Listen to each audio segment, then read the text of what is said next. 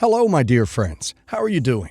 Hope you are having an amazing day and not having to deal with drama. Ready for new stories I have for you today? Let's go to the first one. Buckle up, as it's a long one, and don't forget to listen to the end of the story to hear my insights. Enjoy the stories, guys, and please like and subscribe. And of course, don't forget to leave a comment.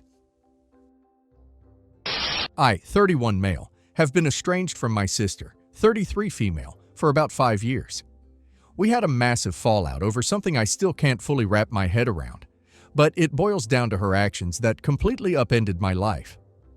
Growing up, my relationship with my sister was always a bit rocky, but I chalked it up to normal sibling rivalry. We were only 2 years apart, so we were often lumped together in everything. School activities, family gatherings, even friends. I looked up to her in many ways. She was always the more outgoing one with a magnetic personality that drew people to her. In contrast, I was the quieter, more reserved sibling, content with staying in the background. Despite our differences, we had good moments playing games as kids, going on family vacations, and even sharing secrets during those rare times when we got along. But as we got older, things started to shift. She became more competitive, always wanting to one-up me. In high school, if I got an A on the test, she had to get an A+. If I made the basketball team, she would brag about being the star of her track team. At first, it didn't bother me much. I figured it was just her way of pushing herself. But over time, it started feeling less like sibling rivalry and more like something darker. She began to undermine me in subtle ways, making snide comments about my choices or downplaying my achievements. When I got accepted into a good college, she made it seem like it wasn't a big deal, even though she had struggled to get into hers. Our relationship became more strained as the years went on. I began to notice that she thrived on attention, and if the spotlight wasn't on her, she found ways to steal it. This dynamic followed us into adulthood, where I tried to distance myself from the constant competition, but she always found a way to drag me back in. Even though I tried to maintain a civil relationship, the underlying tension never really went away. I think a part of me always hoped that we could repair whatever was broken, that maybe one day we could be close like some siblings are. But after what she did to me, I knew that day would never come. It started when I was about to start a new job, a position I had been working towards for years. This wasn't just any job. It was a coveted role in a highly competitive field, the kind of opportunity people dream of, but rarely get. I had poured my heart and soul into getting to this point. Countless late nights, networking, extra certifications, internships, you name it, I did it. This job was supposed to be the big break I needed to finally establish myself and build the career I had worked tirelessly for since college. I was excited, probably more excited than I had been in a long time. Everything seemed to be falling into place. My sister, however, didn't seem to share in my excitement. Looking back, there were small signs in the days leading up to my start date. Snide comments here and there, sarcastic jabs disguised as jokes. She'd say things like, "Don't get too comfortable. You know, these things never last," or "I hope you can handle the pressure. Not everyone can." At the time, I brushed them off, telling myself she was just being her usual self, always looking for a way to bring me down a peg. I didn't think much of it. That was until I got a call from the HR department of the company just days before I was supposed to begin. The tone of the woman on the phone was cold, formal, nothing like the enthusiastic voices I had heard during the interview process. She told me in no uncertain terms that the company had decided to rescind the offer. My stomach dropped. I couldn't understand what was happening. I asked her why, practically begging for an explanation. She hesitated for a moment before finally telling me that they had received an alarming email from someone claiming to be a concerned family member. The email, she said, had raised serious concerns about my character and past behavior. I felt like the ground had been ripped out from under me. I couldn't believe what I was hearing. When I asked for more details, she told me that the email outlined a series of lies, claims that I had a long history of substance abuse, that I had been in and out of rehab, that I had stolen money from my own family to fuel an addiction. It even said I had a criminal record related to these issues, which was absolutely untrue. Hearing those words felt like a punch to the gut. I had never struggled with addiction, never stolen anything in my life, and certainly didn't have a criminal record. My entire body went numb as I realized the gravity of the situation. The HR woman went on to explain that given the nature of the accusations and the seriousness of the position, the company had no choice but to withdraw the offer. There was no room for negotiation, no chance to clear my name. The decision was final. They had already moved on to the next candidate. After the call ended, I sat there in shock, unable to process what had just happened. How could someone make such claims about me? Who would even do such a thing? I was racking my brain trying to figure out where this could have come from when the thought hit me like a freight train. My sister. She was the only one who had the kind of personal knowledge that was twisted and warped in that email. And deep down, I knew she was the type to pull something like this if she felt like I needed to be taken down a notch. My immediate reaction was to confront her. I drove to her apartment, storming inside without even knocking. I could feel my pulse pounding in my ears, anger coursing through every part of me. When I confronted her, the look on her face told me everything I needed to know. She didn't deny it. In fact, she didn't even seem surprised that I had figured it out. Her response was as cold as it was infuriating. She admitted to sending the email, but in her mind, she wasn't at fault. "I was just trying to help," she said, like that made any sense at all. When I asked her why on earth she would do something so cruel, she just shrugged and said, "You were getting too arrogant about it. You needed a dose of humility. You're not as special as you think you are." I was floored. Arrogant? I wasn't being arrogant. I was excited, proud even. After all those years of struggling and working hard, I finally had something to show for it. And instead of being happy for me, instead of supporting me like family should, she had decided to rip it all away. She had sabotaged me, ruined my reputation with that company, and destroyed a once-in-a-lifetime opportunity, all because she thought I needed to be humbled. I demanded an apology. She just laughed. "You'll thank me one day," she said dismissively, like this was some sort of lesson I was supposed to learn. I remember staring at her dumbfounded, realizing that the person standing in front of me wasn't someone I could ever trust again. She didn't care about what she had done. To her, this was no big deal. She shrugged it off as if losing a career-defining job was something I should just get over. But I couldn't just get over it. That job wasn't just another gig. It was my future. The dream I had worked so hard to achieve was ripped away from me in an instant. And the person responsible for it didn't feel an ounce of remorse. I walked out of her apartment that day and never looked back. From that moment on, I cut contact with her. My parents, while initially sympathetic to my side, began urging me to forgive her over time. According to them, family is everything, and they couldn't bear the idea of us being estranged. I, however, couldn't move past the betrayal. It wasn't just a job. It was that she intentionally tried to wreck my life, then didn't care. That's not someone I want around me, let alone at one of the most important days of my life, my wedding. Fast forward a few years, and I met my now wife, 29 female. We got engaged after 3 years of dating, and the wedding planning began. My relationship with my parents remained complicated. While they were happy for me, they constantly pushed for reconciliation with my sister. They wanted me to invite her to the wedding despite everything. They even pulled the She's family card every chance they got. My fiancé was supportive of my decision not to invite her, understanding that this was my choice. Still, my parents kept pressuring me.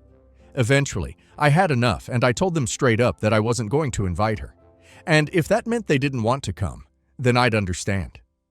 I thought they had finally gotten the message because after some back and forth, they said they respected my decision. I knew they were disappointed, but I didn't want to dwell on it. My focus was on my future wife and the life we were building together. The day of the wedding arrived, and everything was perfect until it wasn't. We were in the middle of taking pictures when one of my cousins came running up to me saying he had bad news. I could tell from the look on his face that something was seriously wrong. Sure enough, when I went to the entrance of the venue, there they were, my parents and my sister, all dressed up like they were invited. I was fuming. My blood boiled and I could barely keep it together. They had gone behind my back, completely disregarding my boundaries, and brought her to my wedding. My sister had this smug look on her face like she knew she was causing a scene, and didn't care. My parents tried to act all innocent, saying things like, "We just wanted to make things right, and it's your wedding. You can't exclude family." I couldn't believe they were actually trying to pull this on my big day. Without hesitation, I told them to leave. The sight of my sister standing there at my wedding after everything she had done was too much. My parents stood by her, clearly complicit in this attempted reconciliation. I had made it clear that my sister wasn't welcome, and if they couldn't respect that, they didn't need to come either. Yet there they were, thinking they could steamroll through the boundaries I had set. They refused. My sister began making a scene, her voice escalating as she accused me of being dramatic, clinging to a grudge, and overreacting to something she considered insignificant. She acted as if the years of betrayal and sabotage were nothing but a trivial misunderstanding. The tension in the air grew palpable, and I could feel the weight of judgment from some of the guests who had started noticing the commotion. Despite her attempt to make me out as unreasonable, I stood my ground.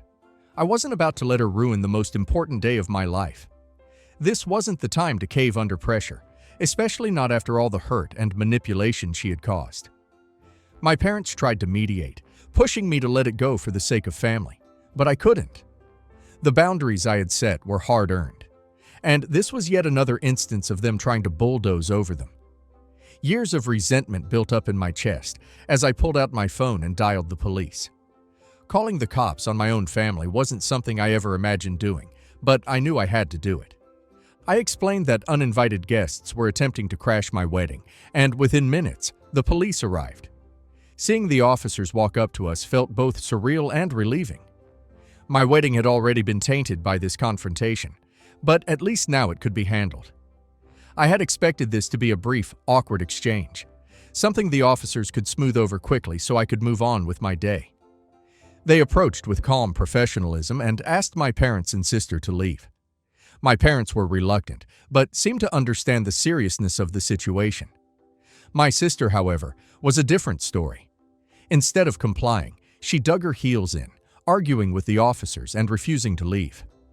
The volume of her voice rose, and she began making a spectacle of herself.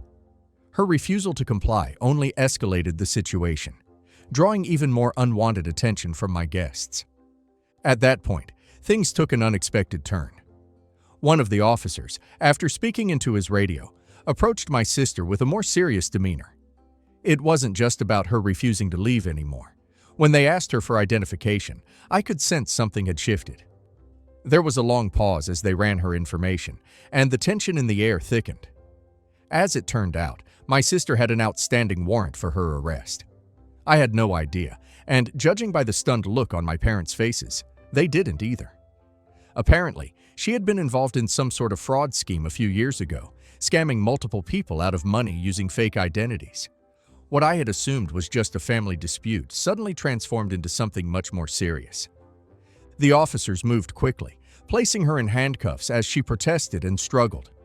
She tried to maintain her defiance, but it was clear that this situation had spiraled far beyond her control.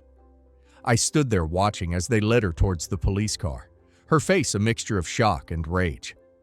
My parents were frantic, pleading with the officers to let her go, but their words fell on deaf ears. When my father physically tried to intervene and my mother grabbed onto my sister, things escalated even further. The officers warned them to step back, but they didn't listen. In their desperation, they made things worse.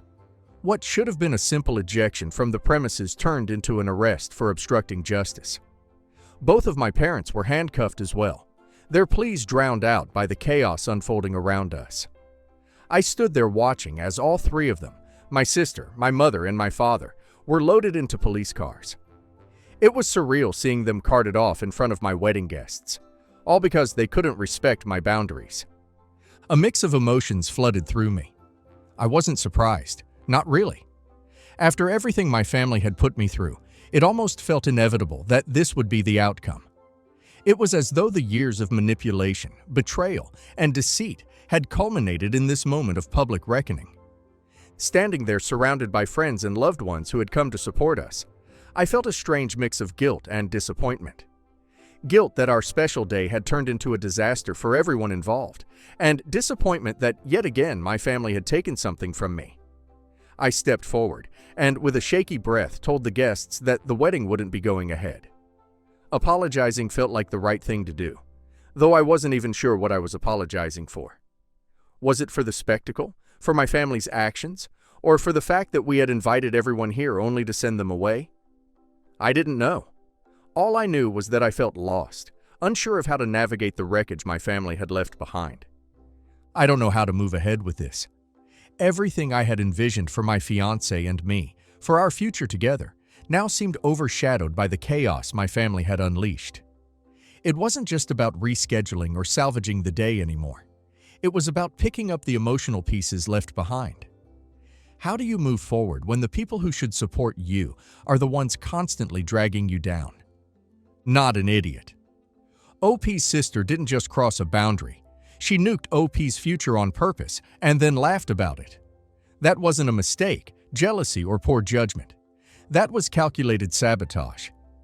Anyone who tries to minimize that as just a job is either delusional or enabling abuse.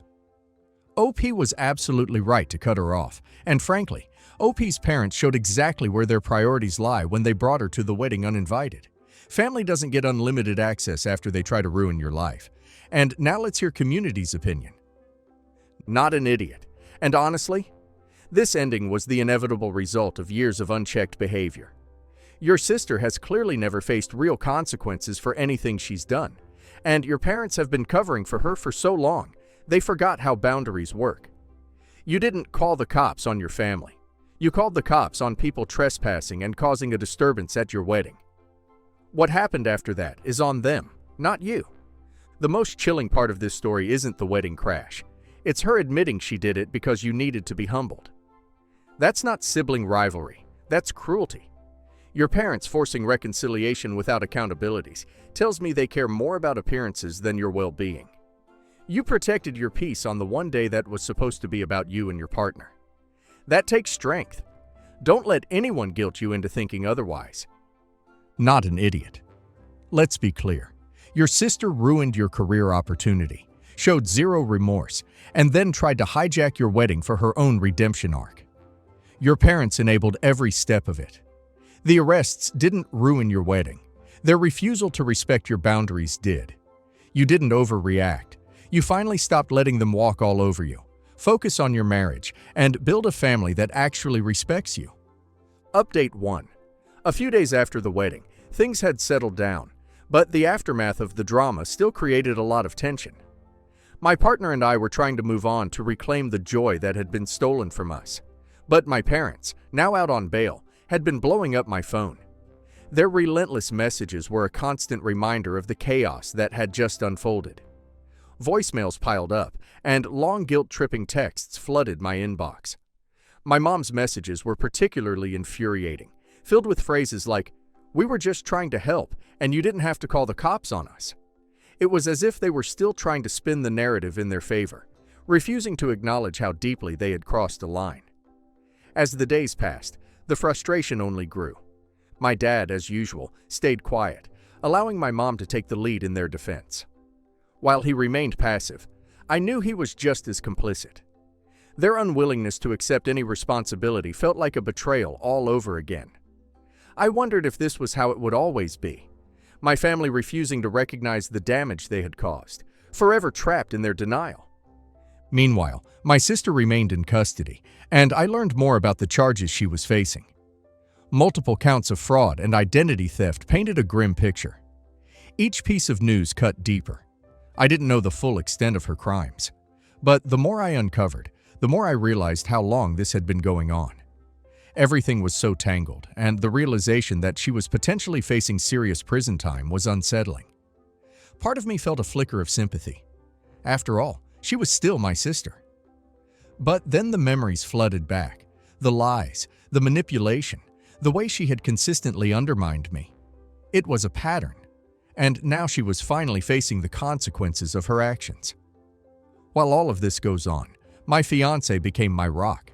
She was there for me every step of the way, always ready to listen as I vented my frustrations and fears. We spent long evenings talking about how to handle my family moving forward, going over every possible scenario. It became clear that cutting them out, at least for the foreseeable future, was the best option for our mental health. We needed to create a space free from the chaos they constantly brought into my life. But even that decision didn't come without its complications. One evening, while we were having dinner, I received a call from an unknown number. I hesitated, but something compelled me to answer.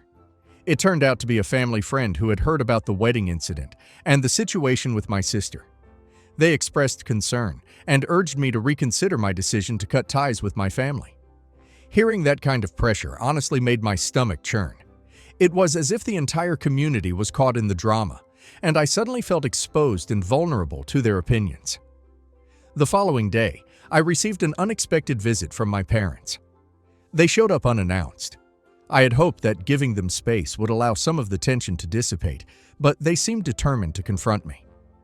My mom's face was a mask of indignation as she entered our home.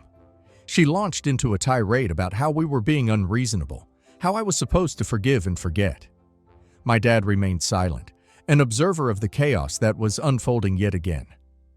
That confrontation spiraled into a heated argument. I tried to explain my perspective, to explain why their actions had been so harmful, but it felt like talking to a wall. They didn't want to hear it. Instead, my mom insisted that we should all be able to move on, as if everything could simply be brushed aside. It was exhausting, and I found myself fighting against their attempts to manipulate the narrative once more. As they left, I was so furious. How could they be so blind to the impact of their actions? In the following days, we made a conscious effort to shift our focus away from all this turmoil and to embrace the life we wanted to build together. We started planning a small getaway, something to celebrate our union away from the chaos. It was a much-needed distraction, a chance to reconnect without the constant reminders of my family's interference. Ultimately, the decision to step back from my family felt necessary, but it also left me with a sense of loss. I had hoped for a different kind of family experience, one where we supported each other instead of tearing each other down.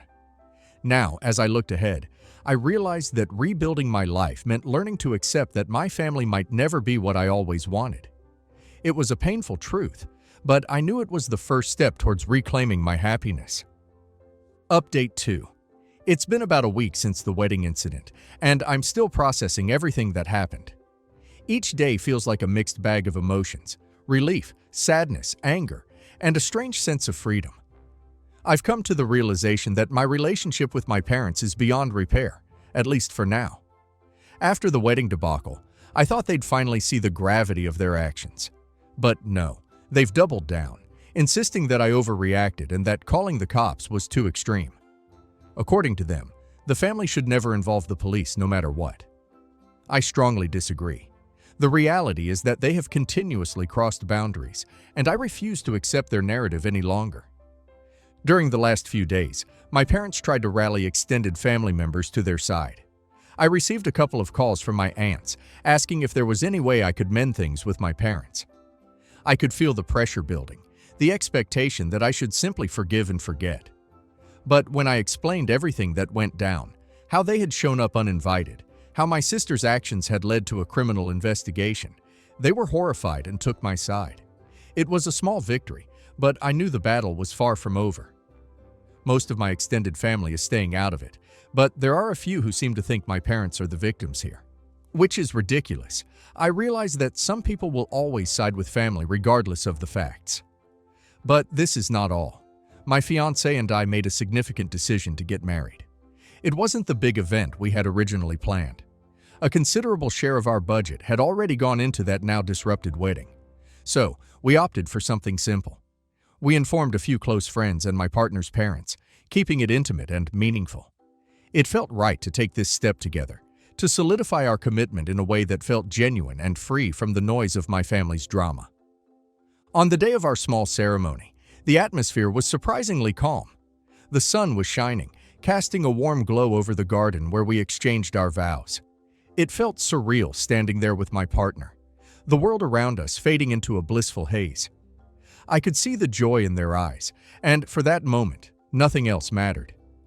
We promised each other love, support, and understanding, vowing to face whatever challenges lay ahead together. It was a beautiful reminder that, despite the chaos, we had each other. However, the day wasn't without its complications. Just as we were wrapping up the ceremony, I received a message from one of my aunts. It turned out my parents were actively spreading rumors about us, painting a picture of me as the villain in the situation.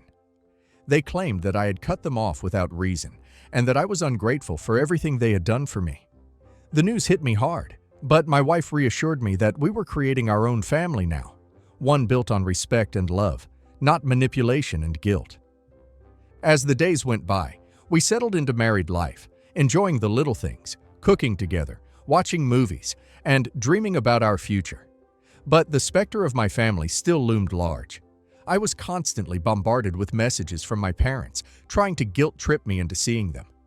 They even suggested my decision to marry without them was a betrayal, further proving their unwillingness to understand the damage they had caused. In the midst of this, I kept hearing updates about my sister. Her case was progressing, and from what I gathered, the evidence against her was pretty damning. It was heartbreaking to hear the details. She had manipulated so many people, leaving a trail of hurt in her wake. The reality of her situation was heavy on my mind. She was likely going to serve time, and part of me felt sadness at the loss of what could have been a better relationship. But ultimately, I reminded myself that I was done trying to fix things with people who didn't want to change. One evening, I received a call from one of my aunts who had initially sided with my parents. She expressed concern for me, worried that I was being too quick in my judgment to see the bigger picture. I appreciated her concern, but it only reaffirmed my decision to distance myself. I explained how important it was for my mental health to prioritize my own happiness and to stop allowing my family's toxicity to dictate my life. I hung up feeling empowered, knowing I was choosing a better path for myself. As we moved forward in our new life as a married couple, I began to realize that while my family's actions were painful, they had also provided a clarity I hadn't had before. I was learning the importance of boundaries, the necessity of self-preservation, and the value of surrounding myself with people who truly supported me. My partner was my anchor through all of this, reminding me that we had a bright future ahead, one that didn't include the chaos of my past.